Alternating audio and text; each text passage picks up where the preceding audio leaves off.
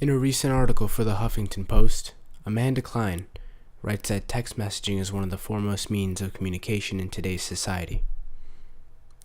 She goes on to say that while it's a relatively new medium, there's an absence of rules and guidelines for interaction. Mrs. Klein interviewed 10 men and women. All of them agreed that texting plays a crucial role in dating, and agreed that it could be detrimental to a relationship as well. When asked if they had ever seen texting have damaging effects on a romantic relationship, every participant answered yes. Texting is becoming a more common part of communication on a day-to-day basis, and more conventional in dating and relationships. But is that a good thing? Well, many people, including me, don't think so. Many studies agree with the statistic that over 90% of communication is nonverbal, as in body language and tone of voice. But it's also common sense. After all, text messaging is just text on a screen. Any conversation needs actual emotion. And as Mrs. Klein goes on to say, with the risk of misinterpretation and the ambiguity within the concise messages, facial expressions and vocal inflection are still the only ways to truly read emotion. Kelly Dickey, for the Ball State Daily News, writes that there's a decrease in human connection when communicating through technology. There's a pretty clear connection there. Less emotion, less connection, less genuine relationships. While all of these adults have well-constructed arguments with logic and reasoning, I had to find out more about it from my peers. So I went down to campus at Drexel University and directly interviewed kids who I just saw walking along texting and who might have a good opinion on the matter. And as you can see, I was at the right place to ask about texting. I started out by asking how often they texted during the day. Okay, so as many texts I send a day, I mean, anywhere from 10 to 50. It probably averages around maybe 50 a day. Yeah, probably around 100. Somewhere like a little below or above. I probably check my phone like every 2 minutes or like every 5 minutes. Same. I check my phone too often. Yeah. And I like text throughout the day. Probably more often than I should. I would text approximately like every 20 minutes, maybe, depending on what I need to do. So, how many hours a day would you say that you find yourself texting, reading, and sending collectively? Probably 2 or 3. 2 or 3 hours? 2 or 3 hours a day, yeah. All together, if I were to combine it, maybe like an hour or 2. I would say probably like 1 or 2, because texting doesn't take very long. But I'd say about 1 or 2. 1 to 1.5 hours a day texting. I don't know. A collective hour and a half, yeah, maybe all together. I spend probably like 45 minutes to an hour a day texting. Yeah, not much more than that. I don't text that often. I guess I'm more verbal or something. I don't know. Although I never call anyone who calls people nowadays. Now to me, an hour to 2 hours of collective texting in an entire day is a lot. So I asked them, where were those texts going? Who did they talk to most of the time? I guess I want to say that there's a good mixture between people who I text who I'm friends with and people who I'm interested in as more than friends or emotionally. Mine, I would say, is like seeing what people are doing for the day or talking to my friends that aren't here, because I'm from Arizona, so it's a lot of communication with people I don't see very often. It varies. For me, it's mostly just my girlfriend, unless it's like, yo, Drew, you want to meet up for dinner? So that's like 1 or 2 texts, but most of the time it's just talking to my girlfriend. Most of the time, me and my boyfriend, we talk face to face. We only text when we're gonna get together. Alright, so is it a long distance relationship? No, he's here. Oh, so he lives on campus. Yes. Alright. I mean, my boyfriend can't spell, but other than that, he's pretty much the same. Pretty much the same. Yeah. Nice. Do you think he does that on purpose, or is it just like... No. He was homeschooled. He just never did his spelling lessons. I like to think you can kind of hear my voice through my text messages. Like, I don't want to sound like a totally different person when I'm texting as opposed to when I'm talking. Would you say that's true? Yeah, I think that's true for you and like myself as well, because I think I even write when I would be saying in real life, so I think I text pretty much exactly how I sound. I definitely text differently than I talk. I feel like I put a lot more effort into choosing what I want to say when I'm texting with someone than if I'm like a blabbermouth when I'm just talking in conversation. Anything comes out, so. So far, I could gather that most of this time spent texting was spread out over friends, family, and boyfriends and girlfriends. But to move more into the effect on relationships, I decided to ask more questions about what kind of relationship could be held long distance, which is a kind of relationship in essentially the only thing you can do most of the time is text somebody.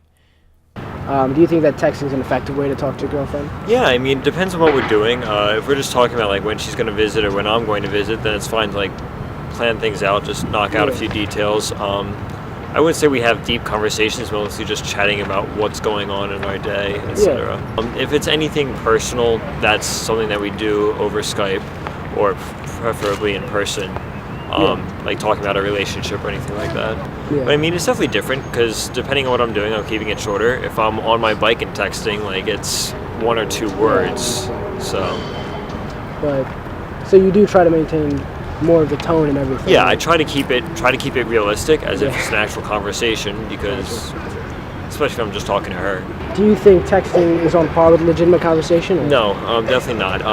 For example, if I'm just texting a casual friend or something, I might not pick up on what they're actually trying to say. If I'm texting Lauren, I've been with her for a year. I know exactly what she's thinking. I know whether she's being sarcastic or not. But that really requires knowing someone before. As an actual communication tool, texting really is very limited. Yeah, and it helps a lot more if it's somebody you've talked to face-to-face a lot before. So in the case of relationships that were based solely on texting for communication, it seemed that there had to be a rapport beforehand and face-to-face communication both before the relationship started through texting or became texting dependent and periodically over time. I guess because texting can get boring and repetitive and you have to bring the face-to-face and the phone communication back into play. Kelly Dickey, who I previously mentioned, brought up the point that there has to be a balance between verbal and nonverbal communication for good relationships. How do couples balance this verbal and nonverbal communication if one of the first stages of dating is a guy having to text a girl? I definitely feel like nowadays it's like a crucial part of relationships, which I think is sad, but it's definitely like a different stage where people are like, oh yeah, we're texting, and then they're like, now we're dating. But like personally, I'd rather someone text me and say, hey, like I'd like to get to know you better, let's get coffee, whereas like most people are like texting back and forth constantly for weeks. Once you're more comfortable with each other, I feel like people start doing phone calls or like face-to-face hanging out like normal human beings would do. But because texting leaves so much room for interpretation, you can be getting a totally different vibe from someone than what they're trying to send. When you get to the beginning, when you get to know someone, it should be in person or like over the phone or something. But I think in these days, more people are getting to know people through text messaging, and then it's just insincere. Right, so the beginning of the relationship, it's already formed on like a non-genuine basis. Yeah, it's already it's not formed with the comfortability of a face-to-face exactly. communication. Even like body language and everything, there's no sort of like, if you say something to someone, you don't see how they react. A person who like doesn't have the same like carrier as you, and then they send like 7 texts and they're all out of order, and like they send a separate text, and I'm like, I don't know what you're saying. Like you're trying to have a serious conversation about like whether or not this is gonna work out, whatever, but like just send your text in order. And I'm like, can we talk in person? It's like, no, I have homework. But like, it's like your texts aren't sending in order. I literally don't know what you're saying. But yeah, talk in person. Seriously, talk in person. Call me. None of that. In the New York Times, there's an article by MIT professor and psychologist Sherry Turkle. Sherry writes about the control that texting gives us. We can use technology to keep one another at distances we can control. Not too close, not too far, just right. This allows us, as Sherry mentions, to present the self we want to be. This means we can edit, and if we wish to, we can delete. Maybe it's this power that we have while we're texting that makes texting so irresistible. But aren't we being disingenuous? Not only to the people we're talking to, but to ourselves? What's going to happen if we continue to text through every new relationship we make, and we don't fight the temptation to be so disingenuous and craft ourselves however we want to? Doesn't that mean we're basically building completely disingenuous relationships all around us? But it definitely gives you a filter, but at the same time, you don't always know if it's a good filter or a bad filter. I mean, I can see that people would hide parts of themselves through texting. It's good when you have to think about when you have a little bit more time to think about the response. I don't really have any problem with people having more time to think of it because you should always think before you speak, but in an actual conversation, you just kind of have to keep it going, so you might not necessarily think it out. It's easier because you're hidden, so you can say things that you might not necessarily say in person, which is where you get like the whole sexting thing. Like under normal circumstances, I'm pretty sure most people wouldn't like shirt off, but over a text it's easy to be like, here's a picture. Some people I think do have like a second like personality almost via text message when they're like, oh hey, like whatever, or some people are just really genuine. I would rather see someone face to face and have a real conversation and get what they're saying rather than them like plotting an answer and being like, oh, I'm gonna be like really clever. Like just say what you need to say. Don't like play around with your words. Absolutely. One of our guy friends once said that when he texts, he plots out what the person's gonna respond. Like he thinks about what he says and he thinks about what that person's gonna respond with, and like that's so sneaky to me. Like I don't want to have a conversation with like someone who's like that. It's almost. shady. Yeah, absolutely. I'd rather talk to someone who's being genuine and like actually having a face-to-face conversation with me than someone who's plotting out what I'm gonna say back to him so that he can plot his next move. So instead of just saying, you know, like saying something that they would say, they're saying what you want to hear, and they're, I don't know, being sneaky. It almost goes back to the question of like, do you sound different in your texts because you have time to think about it, whereas like it's like a different person when you see them face to face or in real life. It takes away from like the vulnerability and all the little nuances of like face-to-face absolutely. conversation. Okay. That's why I think people like it so much, because it makes you less vulnerable and it makes you like allows you to craft what you're gonna say so you don't sound stupid and you don't like misspeak or make mistakes. Yeah, I've always been a believer that a texting relationship is not a healthy relationship. It's kind of like a fantasy world where you don't really get to know that person as you would when you're around them all the time in face-to-face interaction.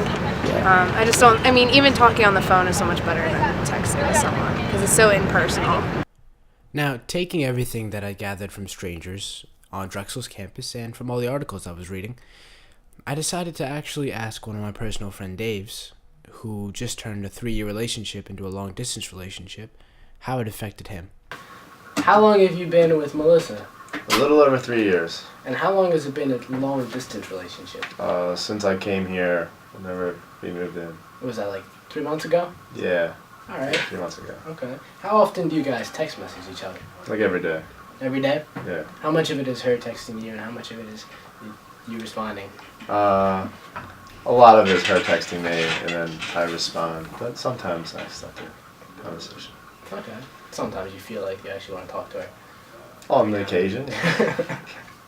How often do you guys talk on the phone or Skype or talk face-to-face to each other? We probably Skype like once a week and then talk on the phone every other day or so. So more than probably 90% of your communication is through text message? Probably.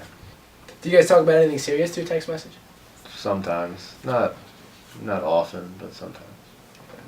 Okay. If you have something serious to talk about, do you save it until you can talk face-to-face or? Yeah, either face-to-face or phone calls. What you mostly do is texting, and it's not even like legitimate conversation. Is it less of a relationship to you now that you have less actual communication? You feel more distant compared to high school when you see each other every single day. Yeah. Yeah. So it's a little harder to make it the same relationship. Exactly. Like because like a text message, once you send it, it's forever there. So like, if you send something that isn't clear and like is misunderstood, then you like in a personal conversation you could have just been like, hey, that's not what I meant to say this. Yeah, but when it's on text message, it's always there to be reread and there's always that like delay in response, so there's that time to like reread it and like develop the idea of the wrong thought. Yeah, as opposed to you can tell in person they took it the wrong way. You're just like, no, that's not actually what I meant. So it's pretty tricky to find the right way to communicate over text message with such a personal relationship, right? Yes. You can Skype and do homework, but then you kind of still ignore the person if you're actually doing the homework. If you're busy, you Yeah, don't have to really give exactly. them your full attention. Yeah, and with text messaging, it's kind of just the tidbits of the conversation instead of like a full-on like facial expression and everything else. So there's no like, if you're physically talking to them, there's the kind of like attention that needs to be like given. But if you're just texting, the attention being given is the response. Yeah. Yeah, as opposed to visual visual conversation and stuff like that. Do you think it would help if periodically she sent you a nudie pic? Probably.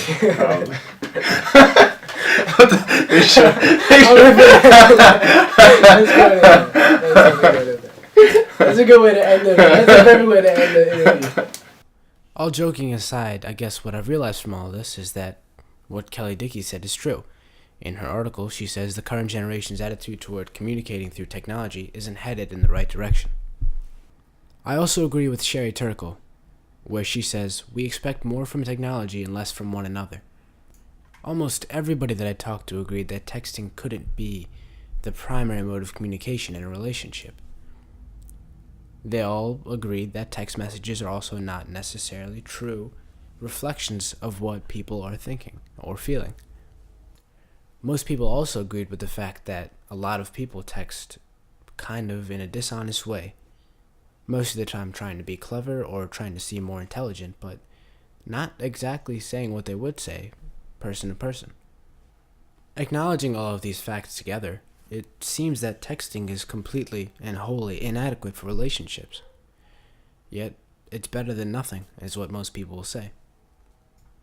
What I will advise, however, is that maybe we spend less time on our phones and more time talking to people face to face. And if we are texting, to be more honest about what we're saying, feeling, and thinking. I think Sherry Turkle says it best in the end of her article, where she says we need to remember in between texts to listen to one another, even to the boring bits, because it is often in unedited moments in which we hesitate and stutter and go silent, that we reveal ourselves to one another.